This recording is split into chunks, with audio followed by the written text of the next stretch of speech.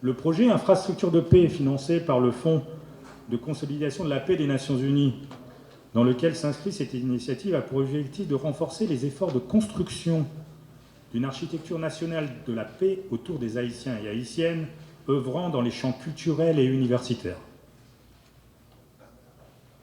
Face aux groupes criminels en expansion à travers le pays, il entend renforcer un contre-narratif au discours de la violence qui se fait entendre de plus en plus fortement au sein de l'espace public.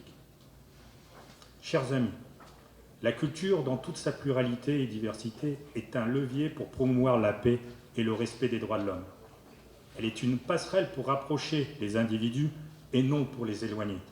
Elle est surtout un moyen d'enrichissement et de progrès individuel et collectif.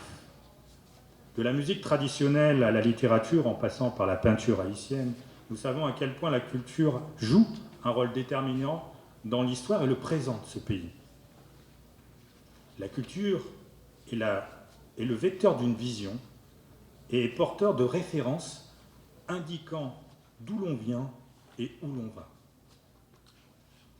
En intervenant dans des domaines aussi divers que la danse, la musique, qu'elle soit traditionnelle ou plus contemporaine, le théâtre, la peinture et la littérature, votre rôle est déterminant pour réduire les fractures et les discriminations sociales, mais aussi pour renforcer l'engagement citoyen à l'échelle locale. Dans le passé, la culture haïtienne a été un moyen de révolte, de libération et de progrès. Elle doit aussi devenir maintenant un moyen de résistance face à la montée de la violence, et cela afin d'ouvrir la voie à une société plus apaisée. Car en effet, il ne faut pas se tromper, la culture peut être aussi un moyen et un instrument de division et porteur d'un narratif de violence.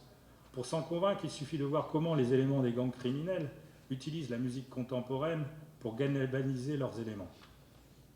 Or, en Haïti, vous n'avez pas besoin d'une culture importée arrivant de l'extérieur. Chers représentants et représentantes des associations culturelles, vous n'êtes pas sans savoir que dans quelques jours, plus précisément le 10 décembre, nous allons célébrer le 75e anniversaire de la Déclaration universelle des droits de l'homme.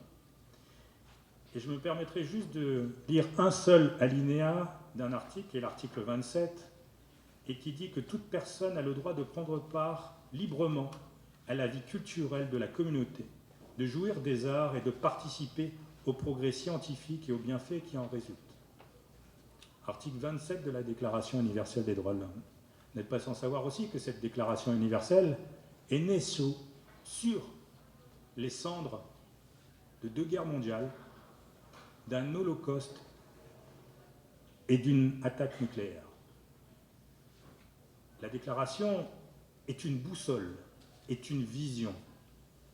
Et c'est dans ce sens-là que vous êtes des garants, pour moi, de la Déclaration universelle des droits de l'homme.